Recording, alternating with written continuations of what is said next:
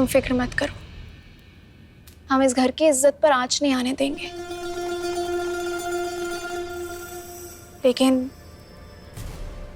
हम कौसर का केस नहीं छोड़ सकते। अगर उसने गलती की है तो उसे उसकी गलती की सजा जरूर मिलेगी कबीर, लेकिन जब तक शरिया बोर्ड से कोई फैसला नहीं आ जाता हम कौसर को अकेला नहीं छोड़ेंगे। तुम्हारी जिद के सामने तुम्हें कुछ नजर नहीं आता। पछताओगी तुम सारा।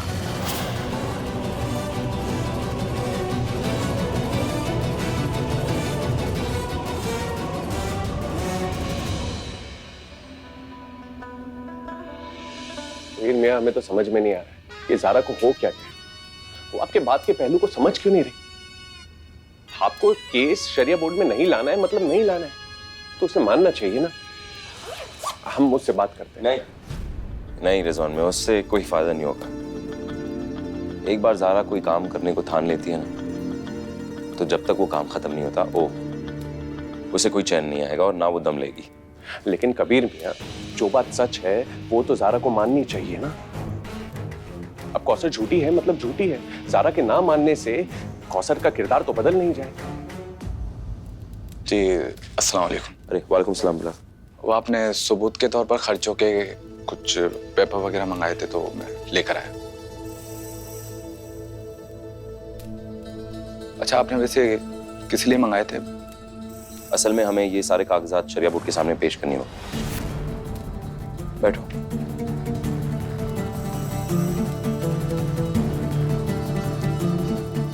फिलहाल एक मसला खड़ा हो गया है, और मसला ये है कि तुम्हें शरिया बोर्ड के सामने पेश होना होगा।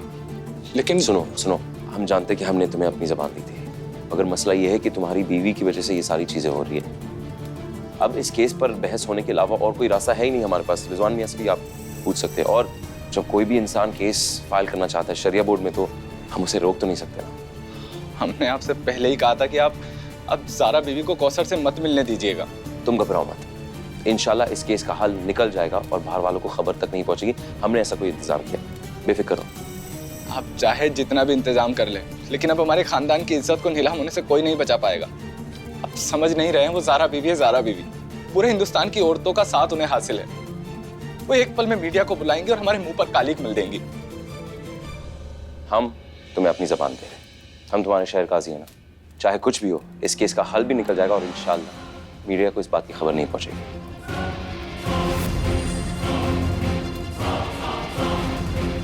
शुक्रिया। बेफिक्र हो। साहिबान, आप सब जानते हैं कि एक इंसान के लिए सबसे प्यारी उसकी इज्जत होती है, और यही मसला हमारे दोस्त बिलाल का है। उन्हें अपनी घर की इज्जत का डर है, इस वजह से वो शरिया बोर्ड में ये केस लाना ही नहीं चाहते थे। उनका यही डर उनकी बेगुनाही का सबूत है, और उनके दिल में एक खौफ बैठ गया है जिसके चलते वो खुद की बात पेश नहीं कर सकते। इसलिए इनकी पैरवी हम करेंगे। आप अपना नजरिया रखिए और कार्रवाई शुरू कीजिए। सभी हाजरीन को हमारा आदाब। हम बहुत ही एहतराम से बताना चाहेंगे कि यहाँ मसला इनकी जिम्मेदारी ना निभाने का और बीवी पे पहरा लगाने का है। जनाब बिलाल हसन साहब ये ना ही अपने शौहर होने की जिम्मेदारी को निभाते हैं, ना ही एक बाप होने के फर्ज को अदा करते हैं, और ना ही अपने घर को संभाल पाते हैं। इसलिए कौसर बीबी ने फैसला किया कि वो नौकरी करेंगे, अपने बच्चों को एक अच्छा मुस्तकबिल देंगे, उन्हें अच्छे स्कूल में पढ़ाएंगे, उनकी फीस जमा करेंगे। लेकिन बिलाल हसन साहब शौहर से दरोगा बन गए। दरोगा बनकर अपनी बीवी पर पहरा लगा दिया, उन पे दबाव डाला कि वो नौकरी ना करें। हम सभी बोर्ड मेंबर से दरख्वास्त करना चाहेंगे कि वो बिलाल हसन साहब को कौसर बीवी के रास्ते की रुकावट बनने से रोक दें। जी,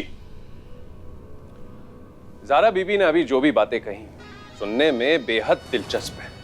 तकलीफ यह है कि ये सारी बातें गलत हैं, बिल्कुल भी सच नहीं। और ये है बिलाल का एक अच्छा शौहर होने का सबूत। ये रही सारी रसीदें जो बिलाल मियां ने शरिया बोर्ड में पेश की हैं। इसमें आप खुद देख सकते हैं कि बिलाल ने कहां कहां और कैसे पैसे खर्च किए।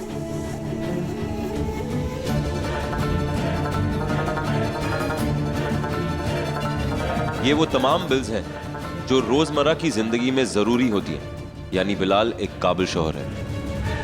मगर एक बार फिर भी हम चाहते कि शरिया बोर्ड की राय जानी जाए। तो ये बात साबित होती कि कौसर बीबी ने अपने शौहर पर गलत इल्जाम लगाए, उन्हें बदनाम करने की कोशिश की। तो कौसर बीवी को जब सारे ऐशो आराम मिल रहे हैं तो उन्हें बाहर काम करने की इच्छा जाहिर ही नहीं करनी चाहिए। इसलिए हमारी आप सबसे दरखास्त है कि कौसर बीवी को जल्द से जल्द बाहर का काम करना बंद कर देना चाहिए।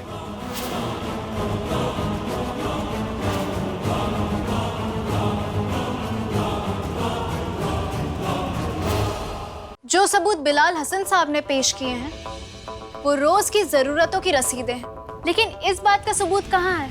बिलाल साहब कौसर साहिबा को वो खुशी देंगे जिस खुशी की कौसर साहिबा ने ख्वाब देखे हैं।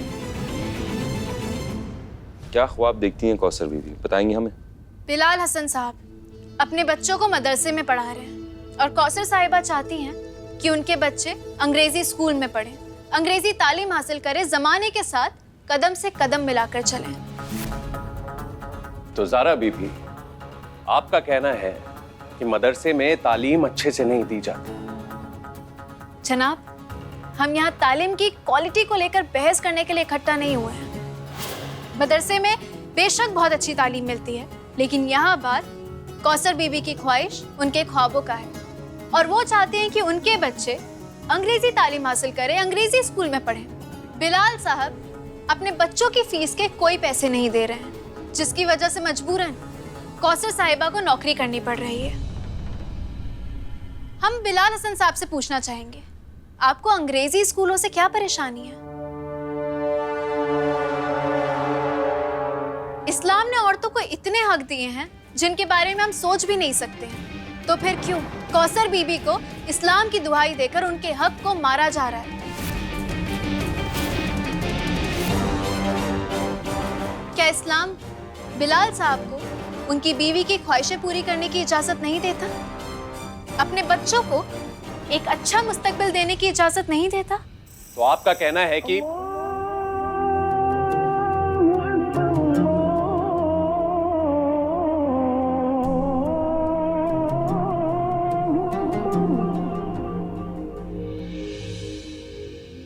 मोहतरम काजी साहब, ज़ारा बीबी ने इस केस का रुख बुनियादी जरूरत से हटाकर एक बीवी की शाही ख्वाहिशों की तरफ मोड़ दिया है।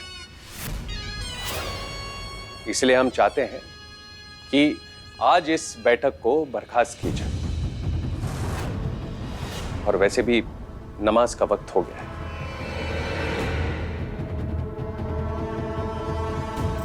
हम नहीं चाहते कि बेवजह ये मसला खिंचा जाए, वरना इस मसले के अलग अलग पहलू नजर आने लगेंगे।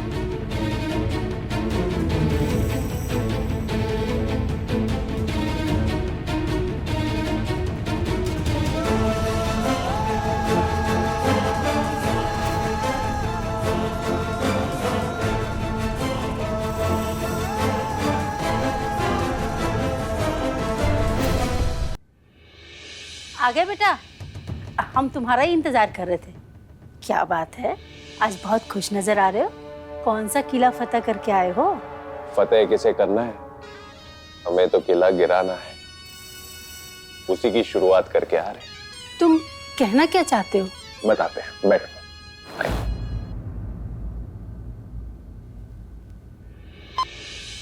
तो बात करते हैं शरिया बोर्ड में आए हुए कौसर बिलाल केस की।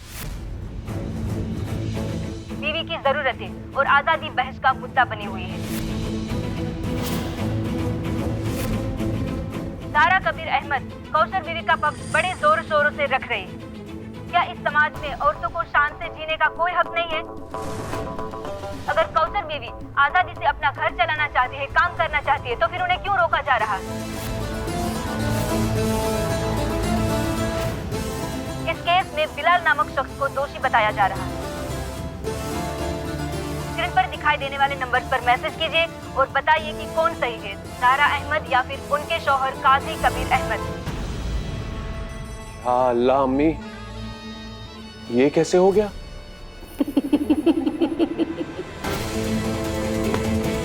अब आएगा खेल में मजा।